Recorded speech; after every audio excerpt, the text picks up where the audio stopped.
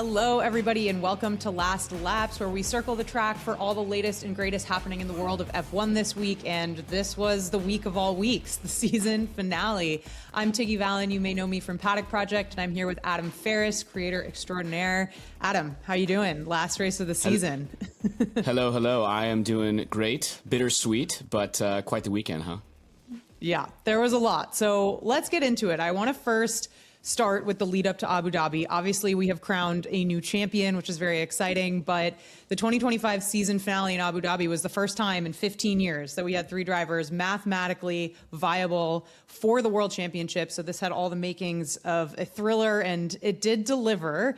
There was a lot of media fanfare leading up to the race. A lot was at stake. First championship potentially for two out of the three drivers, a fifth for Max Verstappen, a crazy last year of an era of regulations, and just a lot going on. So I'm curious, as sort of the week led up to this weekend, how were your feelings? What were your nerves? What was on your mind? The feelings were good. I mean, you remember I took Max, so he did technically get the job done in the race. Didn't win the championship, but, got the job done winning. I think the most significant thing that I saw, and I'm sure you're probably the same thing, Tiggy, is on my social media For You page, specifically TikTok. Every video was just like a hype edit, and it got me so excited. Granted, yes, I was nervous. I know we were talking offline. You talked about how you were a little bit nervous as well, but every single edit I saw, and granted, they were mainly Max edits because I swear my phone's probably listening to me. Well trained. I'm not even a Max fan though, but the algorithm and also like my phone probably listening to me in my prediction. It was exciting, but I know that you mentioned offline that you were a little. This is probably the most nervous you've been for lead up to a race, Yes. Right? This is the most nervous I have ever been for a race. And I say that having watched Abu Dhabi 2021. I didn't know what was coming for me in that race. And so, in retrospect, that was a much crazier situation than what we ended up having this weekend. But in the lead up to this race, I was nervous. And I don't know really why. I think I was just feeling the weight of childhood dreams, especially for two drivers who haven't yet won a world championship. Like coming into this weekend, we've seen a lot of mistakes or things that happened on the team front for McLaren. I was just nervous that something crazy was going to happen or go wrong that was out of the driver's hands and just sort of ruin a moment in an instant. Like when something comes down to a last race or potentially even a last lap, it's just the weight of that to me feels so heavy for drivers who have been racing for, like multiple decades almost. So yeah, I feel a lot of relief now that the weekend has happened. And obviously there's some disappointment on some sides and excitement on others, but yeah, it was a tough week for me leading up to it. And the 5 a.m. race time this weekend didn't help. I don't know. I mean, to be super honest with you, despite the dramatic scene that I put last week, this is kind of how I expected it to go. I kind of figured that Max would get the dub here, but it was really up to if Lando would just kind of play it safe, and not necessarily play it safe, but just ensure that he gets the W, even if like he kind of, Oscar gets second here. And I felt like Oscar was kind of driving with just like a what do I have to lose, which I kind of love that for him because I feel like he kind of finally got his mojo back. Granted, I know he did quite well in last race too, but there was just the frustration of the McLaren strategy in general. But all in all, I mean, it was exciting. But aside from certain theatrics, which we'll get into, happy for Lando. But I don't know. I guess I was kind of just like, it was weird for me, to be honest, Tiggy. I was like, leading up to it, I was excited, but I wasn't as nervous as you were. And I was just kind of like, when it ended, I was like, this is how it should have gone. I mean, granted, early in the season, I was really thinking Oscar was going to win it. I think most people did. But as the season progressed, and even as Max was kind of picking up steam, I was still just like, and again, despite my dramatic selection last week, I don't know. This was just, I kind of just expected this. I really wanted the GOAT. I wanted Max to like have this crazy comeback. And so when Lando won, it was kind of like that was the expectation for me personally. It was just weird for me. I don't know. I know you felt the different way. So. Yeah, I'm obviously super happy for Lando, bummed for Oscar, to your point. I think if you had asked me at the midpoint of the season, I would have said with more confidence that it was Oscar. Lando was my prediction from the beginning of the season. So to your point, I think things ended in the way that I sort of expected them when the season started, but that's what sport is. It's like ups and downs and roller coasters and things change and Max Verstappen comes from over 100 points behind and all these things happen. But let's get into the race recap because there was a lot going on. Maybe just headline. Obviously, as we've alluded to, we have a new world champion. I will put my McLaren hat on. I don't know if you can see my light. Lando My light Norris. is now orange, so We're Papaya right we now. are. Have to be. He became the 35th Formula One world champion in history, only by 2 points over Max Verstappen. He's also only the 8th McLaren driver to secure that championship, and their most recent was Lewis Hamilton back in 2008. But yeah, it was an interesting race weekend. It wasn't maybe as drama-filled as we might have expected, but of course nerves were high. We had some dramatic moments. I think not much to say about quali other than the fact that Max had an incredible pole, and then Lando managed to nab P2 only 300ths ahead of Oscar Piastri, and then George Russell P4. One of the lowlights from qualifying was Hamilton being knocked out in Q1 yet again, and just a lot of depression on the radio and sadness around that. And we'll get to Lewis a little bit later. But yeah, it was a pretty tight quali, really tight margins kind of across the grid. But yeah, I think heading into the race weekend or into the Sunday race after quali, it was kind of an interesting starting three. You have the top three contenders fighting for the title, starting in the top three. I think the order to me made sense. Very clear that Max is the greatest driver on the grid. Super dominant pole, and then Lando and Oscar duking it out really close. But then, yeah, I think I was nervous heading into the race about George Russell in P4. I was like, oh boy, I was a little wary about that being a factor. And as it turns out in the race, that wasn't much of a factor. And we actually had a different surprise factor, which was Charles Leclerc, which we'll get to a little bit later. But some highlights for the race. Pretty clean start overall. I think everybody was a little bit nervous about turn one more than anything. And my thought was if people get through turn one, if the top three get through turn one cleanly, it's kind of going to be a straightforward race after that. And we sort of had that. Max didn't have his best start ever, but he managed to keep the lead. Lando managed to hold off Oscar until on a lap one, very daring outside pass from Oscar Piastri. And that to me was the moment where I was like, oh, wow, they didn't give team orders. And if they did, Oscar didn't listen because he's doing what he needs to do to have a one final shot at this championship. And so Oscar managed to nab that P2 very early on, lap one in the race, and ended up finishing there as well. But that was sort of the major moment of the race. And then obviously Charles Leclerc and his performance, that pace in the Ferrari was a surprise. He was in P4 for much of the race and within DRS zone of Lando for quite a long time. And just as a reminder, Lando had to finish on podium if Max won to be champion. So that was a little nerve-wracking. The McLarens were on split strategies. So Oscar was on the hard tires at first and Lando was on the mediums, which I thought was an interesting move by McLaren, ended up working out well. But otherwise, not a ton of excitement throughout the race. I mean, we had some fun passes and strategies around different pit stops, and the McLarens being on a split strategy was interesting. But yeah, it ended up kind of as it started, with Max taking a commanding victory, Lando coming P3, so securing that world championship, and then Oscar coming P2, which was as disappointing as it is for Oscar and Max. There was something for everyone, I think, in terms of a silver lining. Like Oscar got that move done on Lando and was able to finish ahead of his teammate, and Max obviously had a commanding win of the race. But that was sort of the high level. I'm curious, Adam, your thoughts on the race, any excitement, anything I missed, what was on your mind? I mean, you kind of touched on most of it. Yeah, that Oscar overtake on Lando was fantastic. I mean, probably one of the best. I mean, granted, given the circumstances, probably one of the best overtakes of the season. And like I said in the beginning, I feel like with that overtake happening, it was, he just kind of got his mojo back. He was kind of just like, you know what, I'm just gonna send it this race. Like, why not? And I love that for him, because that's kind of how I felt like how we saw him at the entirety of the beginning of the season.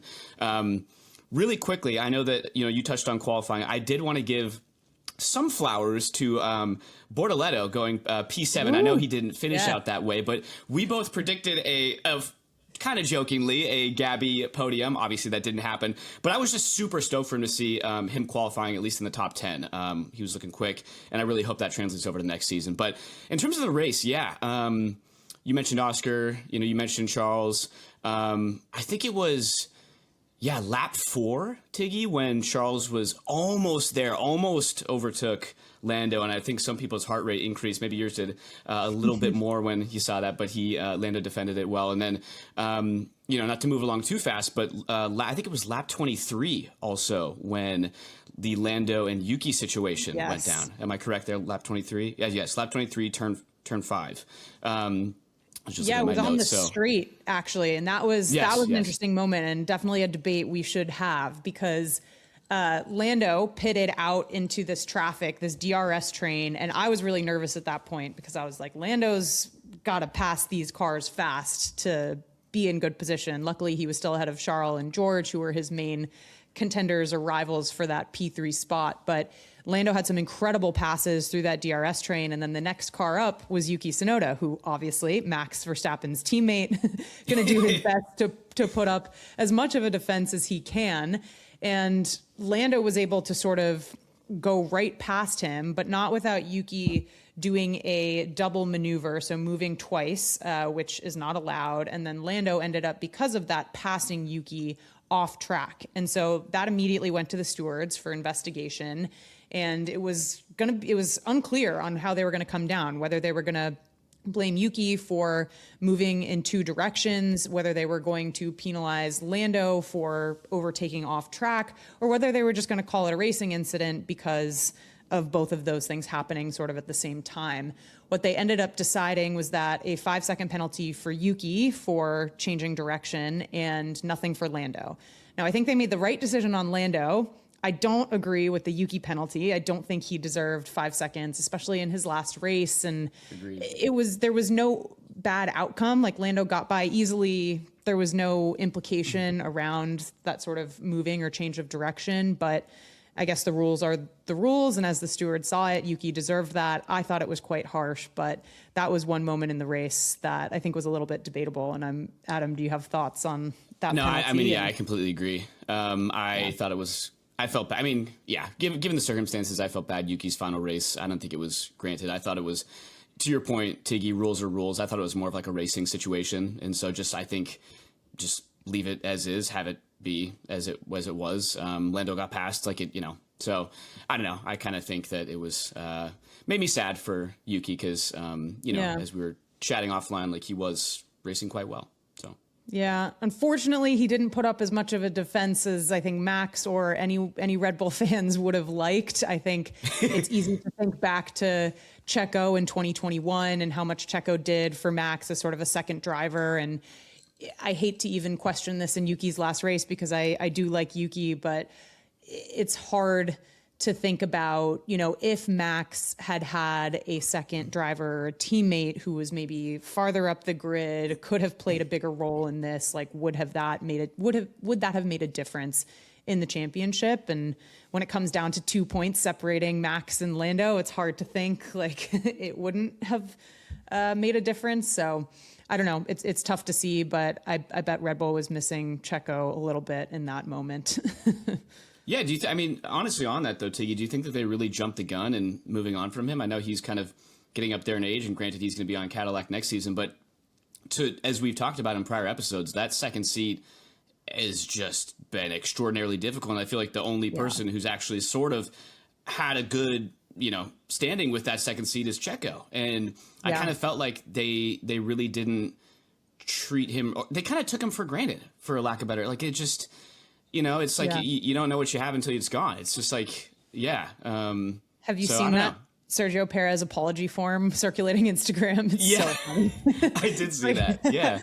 And I think it's fair. I mean, objectively, his results had dropped off a lot at the end of his last season. And so I think it's hard to look into a crystal ball and be like, okay, every other driver we put in that seat is going to fail miserably, and so we should just be happy with what we have. I think that's a hard thing to say retrospectively, that they should have known or should have paid more attention to. But I think what is some hubris on their part that impacted this is just thinking that they could build, and I think we talked about this last episode, build a car that is so tailored to one driver that literally no one else can drive it. Like, Liam Lawson is a talented driver. Yuki Tsunoda is a talented driver. Checo Perez is a talented driver. A lot of these drivers are quite talented and doing well in other cars.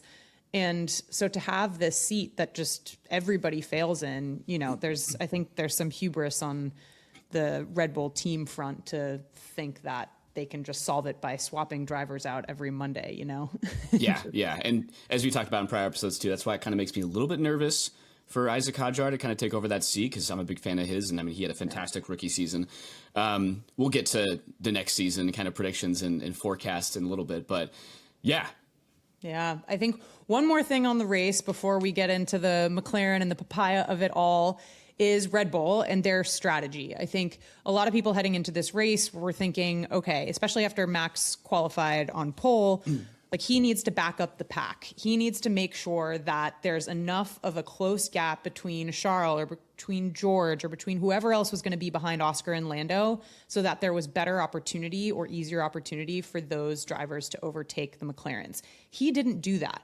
Maybe he didn't have his classic Max Verstappen, I'm just going to, stretch this lead into oblivion and drive 30 seconds ahead of everyone, but he certainly was not playing a riskier game or playing more games in terms of backing the pack up. And when he had the option to pit for a second time, because he had a big enough pit window to pit and then come out still ahead of Oscar at that point in P2, to really have one more final chance to have Charles or someone else catch up to Lando and knock him off that podium spot, he and the team didn't take it.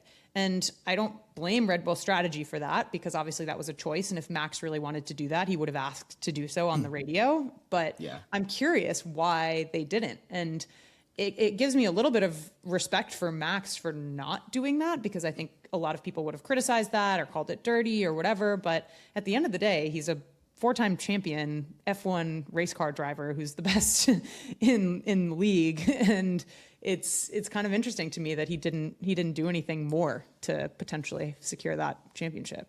Yeah, I mean, I saw a social clip that leading up to this weekend, Tiggy, that said, and I'm paraphrasing here, but he said something along the lines. I think a reporter asked him, Max, what would it mean to win this driver's championship for you if you were to do so? And he kind of, in very Maxism, he was kind of like, it's another trophy on the mantle. Like he didn't matter.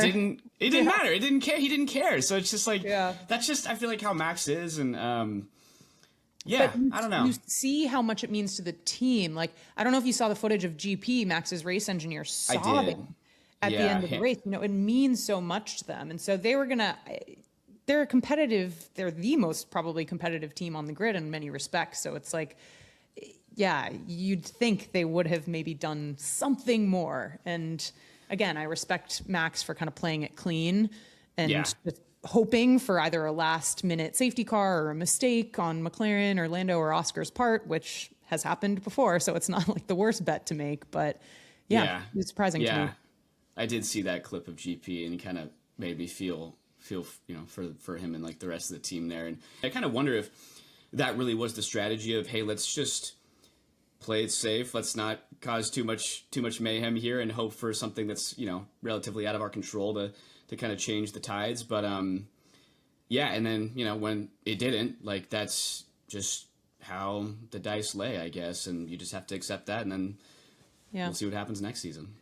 For sure. I mean, all respect to Max. I gained so much respect for him as a driver, as a person this season, and I'm sure his time will come again. But let's talk about the driver whose time is now and the team whose time is now, because Lando deserves such a huge congrats. Like I said, 35th champion in F1 history, 8th individual champion for McLaren, I think 13th drivers championship for McLaren overall.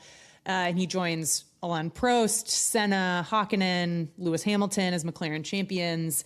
And I'm curious your thoughts on him as a champion figure. Like, is he the greatest on the grid right now? Is he the sort of new face of F1, or do we think Max is like still that guy? What does this championship for Lando, I guess, mean in your mind? I am extremely happy for him.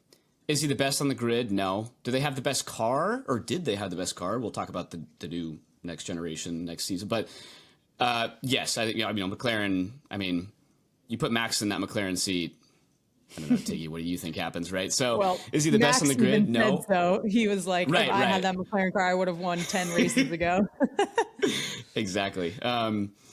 But even though I had my dramatic scene last week and I was like, oh, Max is going to win it all. I'm actually a McLaren guy. I just try to be rational and well, maybe not necessarily rational. I just like some of the drama in sports. But I think the moment where I kind of got out of like sports mode was when I heard him crying on the radio and just how emotional he was. Aww. And it just it kind of warmed my heart and almost made me like a little bit emotional because it makes you just like think of just how much these guys put into it. And frankly, how much he's been fighting a legend like Max. I mean, to finally dethrone who will arguably probably go down as the GOAT when it's all said and done. Him hugging his mom. I mean, just everything. Like, it's just, it kind of humanizes him that much more. And so, again, like, human to human, I was just like, I feel really happy for him. And frankly, I hope he continues his success. And I hope he wins many more. And I'm sure him and Max will compete, and Oscar as well. And we'll see who some of the younger guys, maybe Kimmy or something, Isaac, who becomes more competitive in that, for the Drivers' Championship. But yeah, I think just right now I just kind of bask in like just feeling really happy for the guy, how much he's put into it. And there's not much more than that, Yeah. I mean, I couldn't have said it better. I think to realize, I think humanize is the right word. And especially for Lando, who I think is, I don't want to call other champions not human, but I think Lando is someone who kind of wears his heart on his sleeve. He feels more emotional, maybe more like mentally in touch with everything that's going on. And I don't know, I think he's a different kind of champion than we've seen in recent history. And I really respect that he can kind of prove all of the people wrong who said that he was too sensitive or he didn't have what it takes or he's not kind of a killer or he's just not good enough. And I love that this sort of silences them to some degree. Now, do I think Lando is better than Max Verstappen, all things equal? No. And so I guess just to like settle that first, maybe, I hate to say that because I am a Lando fan, but I think it's hard to dispute anyone right now being better than Max Verstappen. But I do think that Lando's championship is very well deserved. And I hope that he comes back swinging clean slate next year and does it again, or Oscar comes and does it again. Like, I would love to continue to see other people get this moment. But yeah, I think just seeing how much it means to these drivers, even if you're not a fan of Lando, even if you're not a fan of McLaren, how can you not be like heartwarmed to some degree by how much it means to someone? And in my mind, he did this deservedly. So very happy and proud. Not to keep, broken record here, but yeah, I couldn't agree more. It was very much a win for, I don't know how to word this, but like the drivers with personality and emotion and like, it sounds weird, but I mean, seriously, like you just think about the history of Drivers' Champions, and I know it's been Max for forever, but you just always kind of equate these champion drivers with just robots. They will do anything it costs to win. Maybe they don't talk much. I mean, I know Max is kind of a character now, but like to your point on sensitivity, like that's always been the connection with Lando. It was always like Lando sensitive equals like not going to win because he just, but like, so yeah, long story short, like I completely agree. Super happy for him. And, really, really hope he continues this on to next season. Yeah. And it can't go without saying how much McLaren as a team deserves the flowers here too. Obviously, Lando hooked it up and did what he needed to do as a driver to secure this, but it's been a very long road back to victory for McLaren. They got there though, and they have two of the top three drivers in the Drivers' Championship, and they have a very, very commanding Constructors' Championship win. And like we said, it was 10 years in the making, from the 2015 Honda years to finding the right leadership in 2019, 2020, to finding two incredible young drivers that they took risks on. You don't know when a driver is that young how it's going to pan out. So they have built their team, they've built their organization. As much as you can critique Papaya rules, in my opinion, they have tried their best to make things fair, let the drivers fight. I don't know how many teams would have not given Oscar any sort of team orders in this race and let Oscar do a daring move on the outside like that. I think they deserve some credit for the way they've approached it. And yes, the execution has been lacking sometimes. And yes, they've made mistakes. And I think, yes, a lot of Oscar fans feel like he was not prioritized in the same way that Lando was. But I think you just have to give McLaren kudos for this 10-year rebuild. And I'm very proud of them as a team. And I think they deserve it. So that's my thought. Lando to number one. Since I've been like a full-time Formula One fan and creator, Max has always had that number. And Max and Lando are quite close as friends, but I kind of hope he does. I hope Lando takes it. I kind of hope he does too. I hope that stokes the fire for Max Verstappen to come back and want to take it again and like reclaim that. I would love to see a little bit of dueling. Yeah, no, I completely agree. I know that it's very cordial between them. And I mean, he was very, you could tell post-race, Max was very happy for him. They embraced, he had a hug in a moment. But I do too. I was like thinking about that this morning. That's why I wrote it down in my notes. I was like, I wonder what Tiggy thinks about if he were to change to number one, because frankly, I think he should. Why not? Bask in the glory while he can. Do it. You deserve it. If you're world champion, that's your prerogative. Take number one. Yeah. Take it and run. Also, Tiggy, did you know that the driver's champion doesn't actually like take home the trophy? Is that true? I didn't know that. Yeah, Max was like, I have four. He was like, I have four at home. Well, maybe apparently, I have to fact check myself maybe, but apparently the winner of, this is actually according to a Motorsport article, I have to figure out who the writer was. Apparently, you can't take the actual trophy home because it's passed to each driver for a certain amount of time. And then you can have the option as a driver to buy a replica. So, yeah, I gotta find that article. Strange. Yeah. Isn't that weird? Very strange. Yeah. Yeah. Well, I hope Lando gets his replica, whatever it is. Me too, yeah. I hope he has something. Well, super excited for McLaren and Lando. Obviously, they are winners of Abu Dhabi in this season. I want to talk about some other winners and losers from this race. So obviously, Max, as we discussed, GOAT status. He kind of cemented that, even if he fell a couple points short from victory for season championship. But I want to talk about others. I think Charles Leclerc was a sneaky winner of this race. I think if you had talked about Ferrari pace heading into this weekend and even watching quali, you would have been like, where in the world are they? But Charles really kept up with Lando and kept up with the McLaren car for much of the race in a way that I was very impressed by. So I think that P4 is a nice sort of capstone. I know it's not a podium, but it's a nice capstone to a season that was a bit of a struggle bus for Ferrari. So I think that was another winner for me.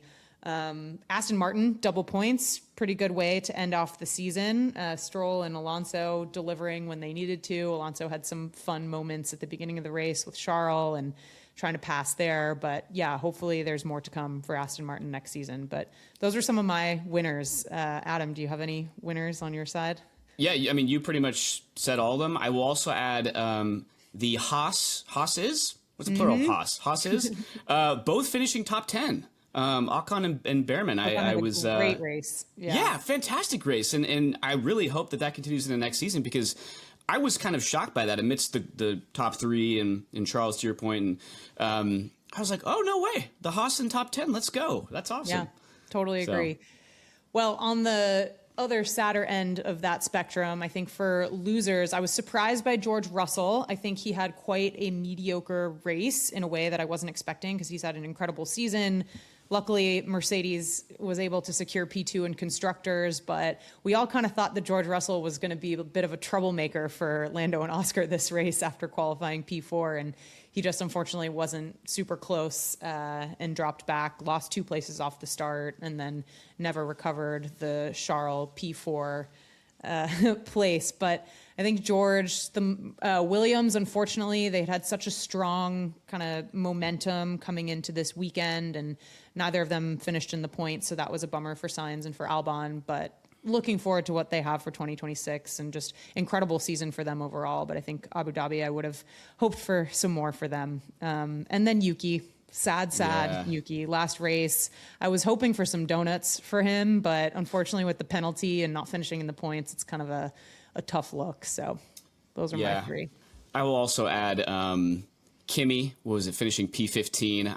I know we were kind of joking a little bit, but our bold rookie predictions, I think we were kind of just throwing names out there, and I think we said Kimi, but he's just had such a great past few races, and just to close it out here in not great fashion, kind of felt a little let down, I guess. And then of course, I mean, we talked about it in the beginning, but I mean, just Lewis. I mean, just, out in Q1, the last few races have been absolutely brutal.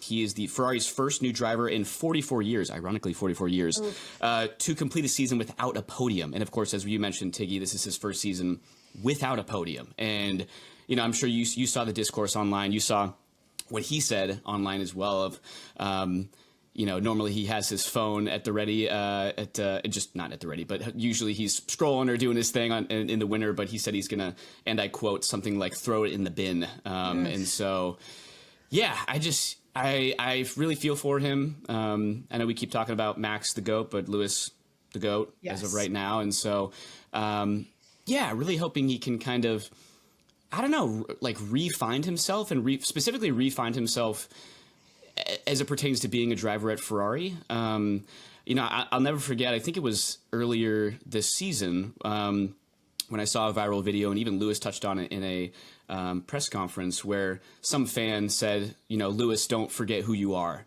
And that really touched him. And I feel like he needs kind of one of those fan moments again, or somebody to just like be like, hey, it was a rough season. Yeah, but don't forget, you're Lewis Hamilton, like this, you can do anything. No one's taking that away from you. Nobody's taking that away from you.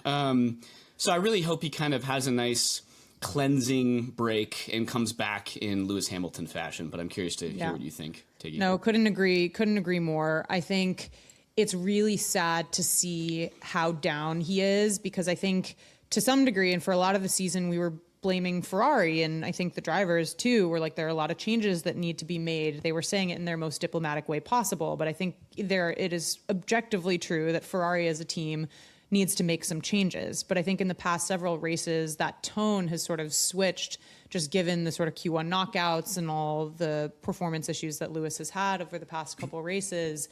That tone, even from him in press conferences, has switched to sort of apologetic and putting the blame on himself of like, I'm not performing. I don't know what's going on. You heard him on the radio getting knocked out in Q1. He's like, every time, man, I'm so sorry. And it's really sad to see it switch from, or at least expand from like a team issue into a Lewis Hamilton as a driver and a person issue. And I really want him to regain that confidence, because I think, as I've said before, it's so easy to underestimate how difficult it is to switch after a decade of being in a team and a different power unit to go into a new team altogether and totally new car and just hit the ground running.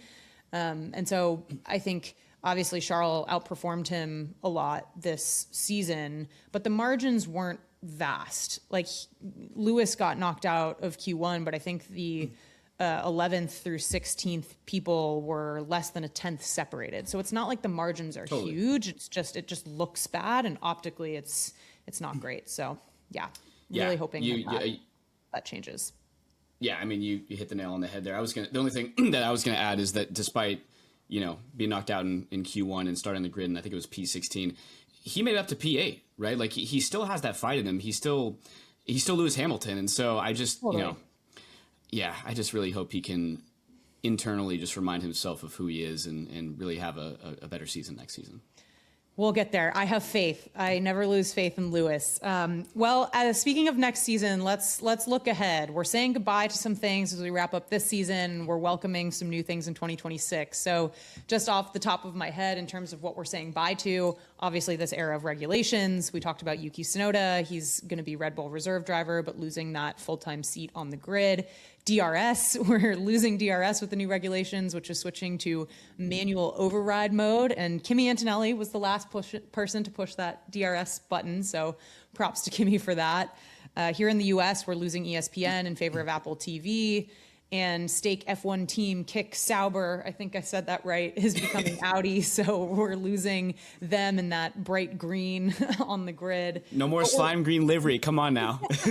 Maybe Audi will just pull a fast one on us, a 180, and go green instead.